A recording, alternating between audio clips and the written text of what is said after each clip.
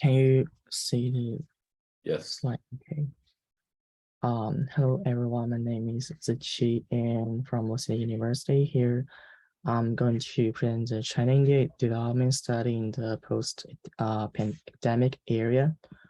So here's the background information. The Asian economies has grown tremendously in the 21st century, especially China and India, which have experienced phenomenal economic growth in the last decade.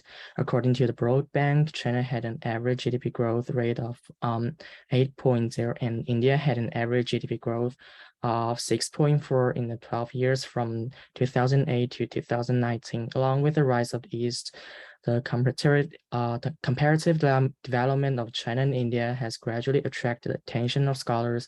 Existing studies showed both governments have very productive practice and developments in introducing FDI, foreign direct investment, and e-commerce, and the challenges and the opportunities for the future economic development of both countries in terms of industry change, transfer, and upgrading. However, the sudden outbreak of COVID-19 has significantly alerted the global socio-economic order, while it remains to be seen how post-pandemic developments in both countries will look like. This article examines an important side of the new development story, that is, how the ways in which experts and intellectuals in China and India envision about their future development changed since COVID-19.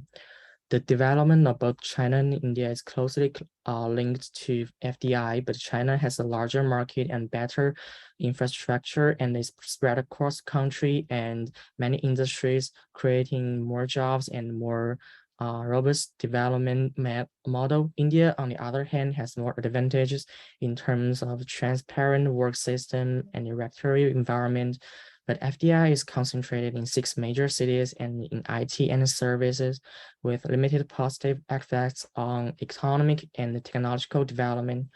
Not only that, China is also more open in development of e-commerce, having established a free trade zone early and given many policies to support it.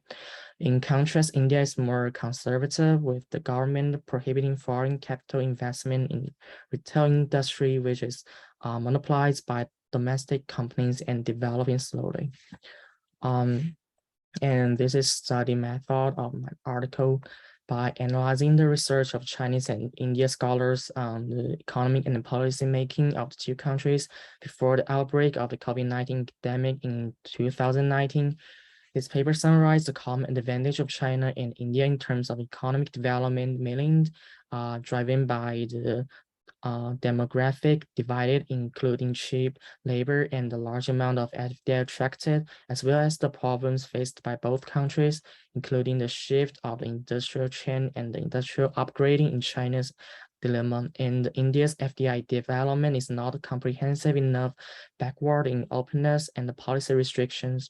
Then by summarizing the literature, we focus on the academic studies related to the economic development of the two countries and the problems faced by Chinese and India scholars after the outbreak of COVID-19 and discuss the views of scholars on the prospects of economic development of two countries in this area compared with the past analysis, and there is no major change regarding the macro trends and the prospects. However, with the geopolitical and the policy shifts in both countries, Chinese and Indian scholars have a new assessment and the perspectives on the development directions and the strategies of China and India in the post-epidemic area.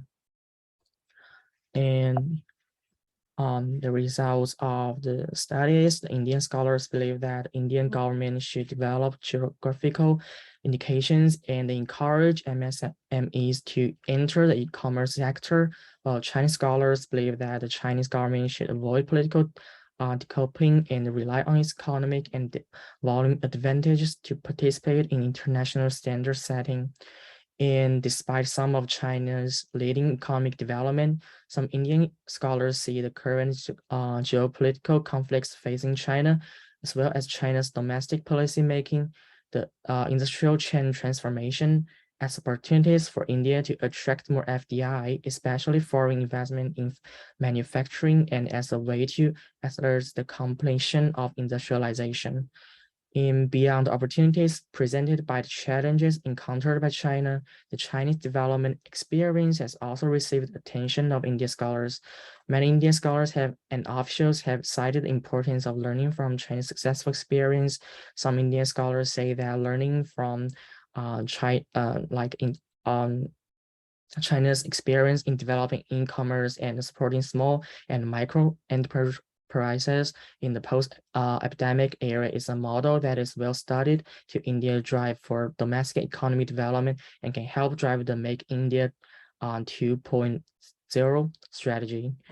It is worth noting that the economic factors are not the whole story of the development direction of China and India.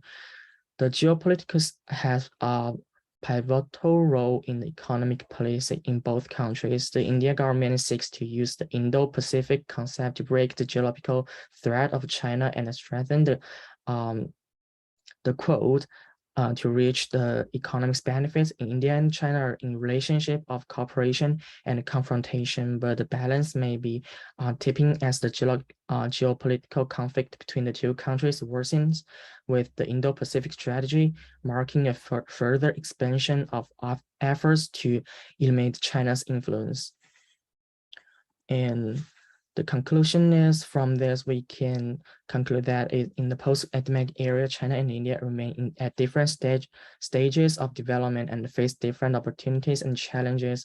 China has a more open investment policy and infrastructure development, but also faces geopolitical conflicts, the trend of industrial chain transfer, the domestic policies.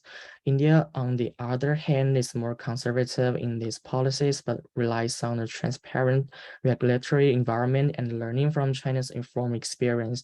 And more importantly, may be able to promote India's economic development through the Chinese political crisis. It's worth noting that between the two economics, geopolitics has influenced policymaking, which is a factor that cannot be ignored. And of course, the paper has its limitations. The literature is referenced and analyzed from source as long as they come from English and Chinese literature and cannot represent the views of Indian public.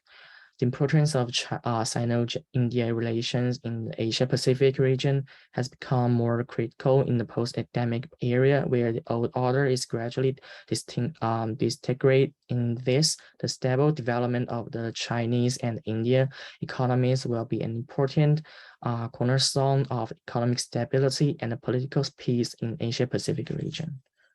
And here's my presentation. Thank you.